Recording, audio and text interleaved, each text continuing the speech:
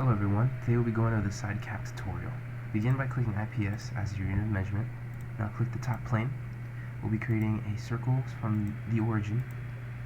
Now using the smart dimension, change the diameter of the circle to 1.35 of an inch so that it fits the side of the base properly. Now we'll be going to an extrude feature and we'll be extruding 0.5 of an inch so that it fits the dimensions of the base. Now we will be going to our shelling feature. Click on the bottom face of the cylinder and make a shelling thickness of 0.02 of an inch. Now from here we'll click the right plane and we'll be creating a triangle off the side of the right plane so that we fit the boundaries correctly of the base. Create a center line that's 0.12 of an inch going down the left side, and now create a triangle starting from that bottom point.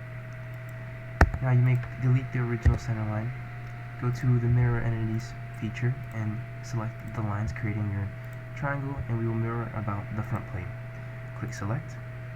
Now we will use an extrude cut, select both triangles. We will do a through all both extrude cut, click select.